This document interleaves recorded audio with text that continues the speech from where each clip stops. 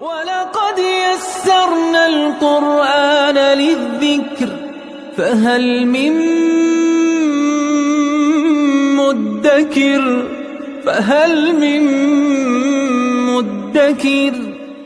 اعوذ باللہ من الشیطان الرجیم بسم اللہ الرحمن الرحیم الحمد للہ رب العالمین وصلی اللہ علی سیدنا و نبینا بالقاسم المصطفى محمد وعلى آلہ الطیبین الطاہرین المعصومین اما بعد اعوذ باللہ من الشیطان الرجیم وَإِذَا كُنْتَ فِيهِمْ فَأَقَمْتَ لَهُمُ الصَّلَاةَ فَلْتَقُمْ طَائِفَةٌ مِّنْهُمْ مَعَكَ وَلْيَأْخُذُوا أَسْلِحَتَهُمْ فَإِذَا سَجَدُوا فَلْيَكُونُوا مِنْ وَرَائِكُمْ وَلْتَأْتِ طَائِفَةٌ أُخْرَى لَمْ يُصَلُّوا فَلْيُصَلُّوا مَعَكَ وَلْيَأْخُذُوا حِذْرَهُمْ وَأَسْلِحَتَهُمْ وَدَّ الَّذِينَ كَفَرُوا لَوْ تَغْفُلُونَ عَنْ أَسْلِحَتِكُمْ وَأَمْتِعَتِكُمْ فَيَمِيلُونَ عَلَيْكُمْ مَيْلَةً وَاحِدَةً وَلَا جُنَاحَ عَلَيْكُمْ إِنْ كَانَ بِكُمْ أَذًى مِّن مَطَرٍ أَوْ كُنْتُمْ مَرْضَىٰ أَن تَضَعُوا أَسْلِحَتَكُمْ وَخُذُوا حِذْرَكُمْ إِنَّ اللَّهَ أَعَدَّ لِلْكَافِرِينَ عَذَابًا مُهِينًا صدق اللہ العلی العظیم۔ پروردگار عالم نے سورہ نساء کی گزشتہ آیات میں خصوصی طور پر آیت نمبر 90 کے بعد مجاہدین جب جنگ کے لیے نکلتے ہیں، راہ خدا میں نکلتے ہیں، تو وہاں پہ جن احکامات کی انہیں رعایت کرنا ہے، جن احکامات کا خیال رکھنا ہے، یہ اجازت نہیں ہے ایک مجاہد کو کہ وہ فی سبیل اللہ جب نکلتا ہے، جہاد کے لیے نکلتا ہے، تو اس کو یہ اجازت نہیں دی گئی کہ وہ ہر ایک فرد کو جس کو دیکھے وہ قتل کر دے، اس کو مارنا، اس کو قتل کرنا، یہ اس کو اجازت نہیں ہے، بلکہ احتیاط کی ضرورت ہے۔ وہاں پہ جب آپ نکلتے ہیں دیکھیں کوئی کسی مومن کا قتل نہ ہو جائے۔ پھر قرآن کریم نے قتل کے مسائل کو، اس کی دیت کو بیان فرمایا۔ اگر ایک مومن کا قتل غلطی سے انجام پائے اس کے کیا احکام ہیں، اگر جان بوجھ کر کسی مومن کو اس کے ایمان کی وجہ سے قتل کرتا ہے۔ پھر مجاہدین کو متوجہ کیا کہ مال غنیمت اور مال دنیا کی خاطر ایسا نہ ہو کوئی شہادتین کا اقرار کرتا ہے، کوئی کہتا ہے میں مسلم ہوں، اس کے باوجود اس کو قتل نہ کر دو۔ اس کے بعد وہ لوگ جو سستی سے کام لیتے تھے، نہیں نکلتے تھے گھروں سے، ان کو متوجہ کیا کہ تمہیں کیا ہو گیا ہے۔ مستضعفین کے لیے، جن لوگوں کو کمزور بنا دیا گیا، ان کے نجات کے لیے آپ کیوں نہیں نکلتے؟ پھر مستضعفین کی اقسام بیان کی۔ ایک وہ مستضعف ہے جس کی یہ توان نہیں ہے، جس کی ہمت نہیں ہے کہ وہ اس آبادی سے، اس شہر سے، اس ملک سے نکلے، لہٰذا وہاں پہ اس پہ ظلم کیا جا رہا ہے، وہ وہاں پہ رہ رہا ہے۔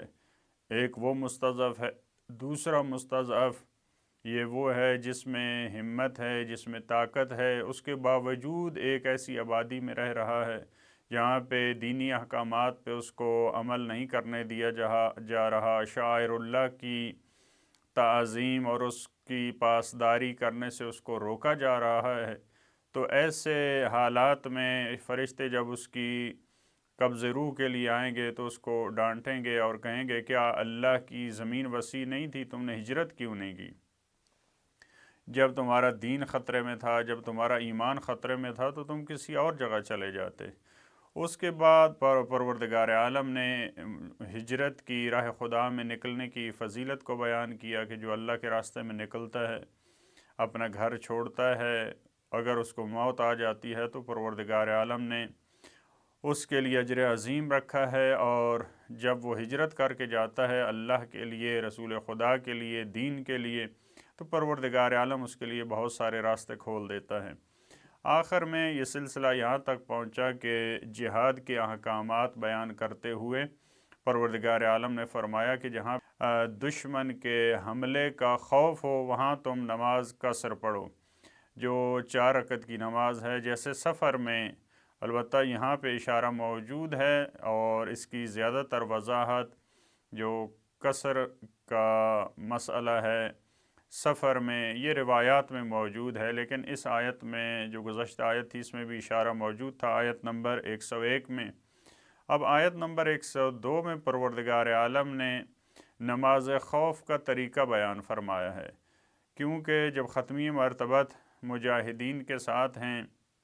ہر مجاہد کی یہ تمنا ہے کہ وہ ختمی مرتبت کی ابتدا میں نماز پڑھیں۔ البتہ عام حالات میں بھی ایسے ہے، جماعت کی فضیلت ہے، اسی وجہ سے سید الشہداء نے روز عاشور جماعت کے ساتھ نماز پڑھی، اور وہاں بھی نماز خوف تھی، وہاں بھی ایک گروہ سید الشہداء کی معیت میں تھا، ایک گروہ حفاظت کر رہا تھا۔ تو میدان جنگ میں بھی پروردگار عالم نے حکم دیا کہ وہاں بھی آپ نماز جماعت جو ہے وہ بپا کریں۔ تو اس حالت میں جو نماز پڑھی جاتی ہے وہ بھی نماز خوف ہے۔ اس کا طریقہ آیت نمبر 102 میں بیان فرماتے ہوئے پروردگار عالم نے کہا وَإِذَا كُنْتَ فِيهِمْ فَأَقَمْتَ لَهُمُ الصَّلَاةَ، جب آپ ان خائفین میں، مجاہدین میں جو لڑ رہے ہیں اور دشمن کے حملے کا خوف ہے، جب آپ ان میں موجود ہوں تو آپ ان کے لیے نماز قائم کریں، یعنی آپ ان کے لیے نماز جماعت کا اہتمام کریں، آپ ان کے لیے امام جماعت بنیں۔ فَلْتَقُمْ طَائِفَةٌ مِّنْهُمْ مَعَكَ، تو چاہیے کہ ایک گروہ ان میں سے وہ آپ کی اقتداء میں کھڑا ہوں، یعنی جتنے مجاہدین ہیں سب کے سب کو یہ اجازت نہیں ہے کہ وہ پورے کے پورے نماز جماعت میں کھڑے ہو جائیں، کیونکہ دشمن کا خطرہ ہے۔ دشمن تو فرصت کی تلاش میں ہوتا ہے کہ یہ جو ہی غافل ہوں ان کو یکبارگی حملہ کر کے ختم کر دیا جائے، لہٰذا ایسے حالات میں بھی اسلام نے اور قرآن نے متوجہ کیا کہ تمہاری کس طرح سے تمہیں ان معاملات کو تدبیر کرنا ہے۔ وَلْيَأْخُذُوا أَسْلِحَتَهُمْ، اور انہیں چاہیے کہ اپنے اسلحے کو وہ حمل کریں، اپنے اسلحے کے ساتھ ہوں، یعنی نماز قائم کرنے کی حالت میں آپ اپنا اسلحہ ساتھ رکھیں۔ یہ البتہ ایک مرحلہ یہ ہے اس حکم کا کہ جب آپ عبادت کے مرحلے میں ہیں تو اپنے اسلحے سے غافل نہ ہوں، لیکن ایک مجموعی اور کلی پیغام ہے آیت کا کہ جب آپ عبادات میں مصروف ہوتے ہیں، آپ نماز پڑھتے ہیں، آپ دعائیں پڑھتے ہیں، آپ مناجات پڑھ رہے ہیں، تو ایسی حالت میں یہ نہیں ہونا چاہیے کہ ہم کہیں کہ ہم اسلحہ رکھ دیتے ہیں، اب اسلحے کی ہمیں ضرورت نہیں ہے۔ جیسا کہ آج کل بعض ایسے افراد ہیں کہتے ہیں کہ اگر ہمارے پاس علم ہے، ہمارے پاس ٹیکنالوجی ہے، اگر ہم پیش رفت کرتے ہیں پھر ہمیں میزائل کی ضرورت نہیں ہے، پھر ہمیں اسلحے کی ضرورت نہیں ہے۔ اسلحے کی ضرورت ہر وقت ہے، کیونکہ دشمن جو ہے وہ کسی وقت بھی غافل نہیں ہے ان کاموں سے، اس کی پوری کوشش یہ ہے کہ تم غافل ہو اور وہ تم پہ حملہ کریں۔ لہٰذا یہ گروہ ختمی مرتبت کی معیت میں نماز کے لیے کھڑا ہوگا لیکن اپنے اسلحے کو اٹھائے گا۔ فَإِذَا سَجَدُوا فَلْيَكُونُوا مِنْ وَرَائِكُمْ، اور جب یہ سجدہ کر چکیں، یعنی جب ان کی نماز ختم ہو جائے، اس کی تفصیل روایات میں موجود ہے کہ یہ 2 رکعت میں سے 1 رکعت امام جماعت کی اقتداء میں پڑھیں گے، پھر دوسری رکعت فرادہ پڑھ کر دوسرے جو مجاہدین ہیں ان کی جگہ پہ چلے جائیں گے۔ لہٰذا یہاں پہ فرمایا فَإِذَا سَجَدُوا، جب سجدہ کر چکیں، یعنی آخری سجدہ مراد ہے، فَلْيَكُونُوا مِنْ وَرَائِكُمْ، تو ان کو ہونا چاہیے تمہارے پیچھے، یعنی اب یہ پیچھے چلے جائیں، یہ پہلی جو مجاہدین کی صف ہے جو حفاظت کر رہی ہے، جو دفاع کی ذمہ داری سر انجام دے رہے ہیں، اس کی جگہ پہ چلے جائیں، اور دوسرا گروہ جو انتظار میں تھا اور دفاع کر رہا تھا اب وہ آئے گا۔ لہٰذا فرمایا وَلْتَأْتِ طَائِفَةٌ أُخْرَى لَمْ يُصَلُّوا، لہٰذا وہ دوسرا طائفہ، دوسرا گروہ وہ آئے گا جنہوں نے نماز ابھی تک نہیں پڑھی، فَلْيُصَلُّوا مَعَكَ، وہ آپ کی معیت میں نماز پڑھیں گے، یعنی ختمی مرتبت کی دوسری رکعت میں البتہ جو امام جماعت ہوں گے یہاں پہ ختمی مرتبت، وہ اپنی دوسری رکعت جو ہے اس کی سورۃ الفاتحہ اس کے بعد والا سورہ اس کو طول دیں گے تاکہ پہلے والا گروہ اس کو اپنی فرادہ دوسری رکعت پڑھ کے چلا جائے اور دوسرا گروہ ختمی مرتبت کی دوسری رکعت میں شامل ہو جائے۔ وَلْيَأْخُذُوا حِذْرَهُمْ وَأَسْلِحَتَهُمْ، چاہیے کہ اپنی حذر، یہ پہلے بھی تعبیر گزر چکی ہے، جو بچاؤ کا سامان ہے، جو حفاظتی سامان ہے، جو احتیاط کا تقاضا ہے، اس کو اپنے ساتھ رکھیں اور اسلحہ کو اپنے ساتھ رکھیں۔ حذر یہاں پہ جو جنگ میں ہے، مثال کے طور پہ وہ زرہ ہے، وہ خود ہے، اس قسم کا جو سامان ہوتا تھا جو حفاظت کے لیے پہنا جاتا تھا۔ اسلحہ ہوتا ہے وہ سامان جس سے دشمن پہ اٹیک کیا جاتا ہے، حملہ کیا جاتا ہے، اور حذر کہتے ہیں اس سامان کو جب دشمن حملہ کرتا ہے تو وہ انسان کی حفاظت کرے۔ لہذا اس مرحلے میں فرمایا کہ ان کو چاہیے کہ وہ اپنے بچاؤ کا سامان، اپنا حفاظتی سامان اور اپنا اسلحہ وہ ساتھ رکھیں تاکہ ان کی حفاظت رہے جب دشمن حملہ کرے، کیونکہ بعض دفعہ ممکن ہے نماز کی حالت میں دشمن حملہ کر دے، جیسے کہ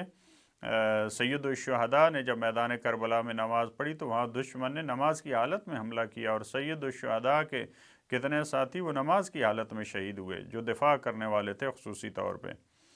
وَدَّ الَّذِينَ كَفَرُوا، کفار کی یہ طلب ہے، ان کی یہ تڑپ ہے، وہ مودت کرتے ہیں، وہ چاہتے ہیں بڑی شدت سے، لَوْ تَغْفُلُونَ عَنْ أَسْلِحَتِكُمْ وَأَمْتِعَتِكُمْ، کہ اے کاش تم اپنے اسلحہ سے غافل ہو جاؤ، تم اپنے ساز و سامان سے غافل ہو جاؤ، تم اپنے بچاؤ کے سامان سے غافل ہو جاؤ۔ دشمن کی یہ تمنا ہے، دشمن تمہیں غافل گیر کرنا چاہتا ہے، وہ چاہتا ہے کہ تم غفلت سے کام لو، پھر اس غفلت سے فائدہ اٹھاتے ہوئے کیا کرے گا؟ فَيَمِيلُونَ عَلَيْكُمْ مَيْلَةً وَاحِدَةً، تو وہ تمہاری طرف میل رکھتے ہیں، یعنی تم پہ حملہ کرنے کا ارادہ رکھتے ہیں۔ جب تمہیں غافل پائے گا دشمن تو حملہ کرے گا، ایسا حملہ مَيْلَةً وَاحِدَةً، یعنی ایسا حملہ کرے گا ایک ہی حملے میں، یکبارگی حملے میں تمہارا کام تمام کر دے گا۔ دشمن کی یہ کوشش اس وقت بھی تھی اور آج کے دور میں یہ ہے کہ مسلم امہ اور مسلمان ممالک یہ اپنے اسلحہ سے غافل ہو جائیں، یہ اپنے حفاظتی سامان سے اور حفاظتی تدابیر سے غافل ہو جائیں، اور وہ ایک ہی مرحلے میں حملہ کر کے، جیسا کہ آج آپ دیکھ رہے ہیں، جو ہی ایک مسلمان ملک وہ تھوڑا سا غافل ہوتا ہے، اس کے حکمران غافل ہوتے ہیں، تو دشمن حملہ کر کے اس کے جتنے اسلحہ کے مقامات ہوتے ہیں، جتنے حفاظتی، جتنے ٹیکنالوجی کے مقامات ہوتے ہیں، سب کو سب دشمن جو ہے وہ چند مرحلوں میں تباہ کر دیتا ہے۔ یہ دشمن کی اس وقت سے اور آج تک یہی چال ہے۔ وَلَا جُنَاحَ عَلَيْكُمْ إِن كَانَ بِكُمْ أَذًى مِّن مَطَرٍ، پھر پروردگار عالم نے اگلے مرحلے میں تخفیف دی ہے، کوئی حرج نہیں ہے، کوئی گناہ نہیں ہے تم پر اگر تمہیں بارش کی وجہ سے اذیت ہو۔ یہ تخفیف کا مرحلہ ہے، پہلا حکم وہی ہے، اب حکم ثانوی، دوسرا حکم یہ ہے اگر تمہیں بارش کی وجہ سے تکلیف ہو رہی ہے، او کنتم مرضی، یا تم مریض ہو، ممکن ہے بعض ایسے افراد ہوں جن میں زرہ پہننے کی، جن میں اسلحہ اٹھانے کی اور یہ معاملات جو نماز کی حالت میں جن کا حکم دیا اس کی ہمت اور طاقت اور توان نہ ہو، ایسی حالت میں کوئی حرج نہیں ہے، تخفیف ہے تمہارے لیے، ان تضعوا اسلحتکم، کہ تم اپنے اسلحے کو رکھ دو، یعنی تم بغیر اسلحے کے نماز پڑھو۔ اگر تم دیکھتے ہو تمہیں مشکل ہو رہی ہے، مشقت کا سامنا ہے، تو وہاں پہ آپ اسلحے کے بغیر، ڈھال کے بغیر جو چیزیں حمل کرنے کا حکم دیا، بالآخر جو جنگ میں اسلحہ اور حفاظتی سامان ہوتا ہے، آج کے دور میں بھی ایسا ہے، جو لائف جیکٹ اور اس طرح کی چیز ہوتی ہے وہ بھاری ہوتی ہے، اس سے بعض دفعہ مشکلات کا سامنا ہوتا ہے۔ اگر تمہیں تکلیف ہو رہی ہے تو تم اسلحہ کے بغیر نماز پڑھ سکتے ہو۔ وَخُذُوا حِذْرَكُمْ، لیکن پھر بھی اپنا حفاظتی سامان اس کا اپنا خیال رکھیں، جو بچاؤ کا سامان ہے اس کا خیال رکھیں، کیونکہ دشمن تم ممکن ہے اٹیک نہ کرو اس پر، لیکن وہ تم پہ حملہ کر سکتا ہے، تو ممکن ہے تمہاری جان چلی جائے۔ مجاہدین کی، مسلمین کی جان بہت عزیز ہے اسلام کے لیے اور قرآن کے لیے، لہٰذا اس مرحلے میں آپ کو اذیت ہو رہی ہے، آپ اسلحہ رکھ دیں، لیکن پھر بھی اپنا بچاؤ کا سامان جو ہے وہ اپنے ساتھ رکھیں۔ ان اللہ اعد للکافرین عذابا مہینا، یقیناً پروردگار عالم نے کافرین کے لیے اہانت کرنے والا، توہین کرنے والا، ان کو پست کرنے والا، ان کو گھٹیا بنا دینے والا عذاب تیار کر رکھا ہے۔ یہ آیت فقط اس دور کے لیے نہیں ہے، یہ آیت ہر دور کے لیے پیغام ہے۔ یہ مسلمان امت کو، یہ مجاہدین اسلام کو، یہ اللہ کے راستے میں جو حقیقی لڑنے والے ہیں دین حق کے اطلاع کے لیے، ان افراد کو یہ بار بار کہہ رہی ہے کہ تمہیں اپنے اسلحہ سے غافل نہیں ہونا، تمہیں اپنے ساز و سامان سے غافل نہیں ہونا، لہٰذا دشمن کے لیے ہر وقت تمہیں اپنے آپ کو تیار رکھنا ہے۔ یعنی دشمن کے لیے اتنی اپنی تیاری اہم ہے کہ نماز کی حالت میں، عبادت کی حالت میں پروردگار عالم نے اجازت نہیں دی کہ آپ غافل ہوں دشمن سے۔ اور یہ اس وقت جو کفار و مشرکین کی یہ تمنا تھی کہ تم پہ ایک دفعہ حملہ کر کے تمہارا کام تمام کر دیں، آج بھی اسی طرح سے ہے۔ اس ود میں جو کہا ود الذین کفروا، اس مودت میں کمی نہیں آئی، اضافہ ہوا ہے، دشمن کے ہتھ کنڈوں میں اضافہ ہوا ہے، دشمن کی چالوں میں اضافہ ہوا ہے۔ لہذا آج بھی جو نماز گزار ہیں، جو مجاہدین ہیں، جو مسلمین ہیں، ان کو چاہیے کہ ہر مرحلے میں، چاہے وہ عبادت پروردگار کا مرحلہ ہو، چاہے وہ عبادت پروردگار کے علاوہ مراحل ہوں، زندگی کے تمام مراحل میں ہر وقت ان کو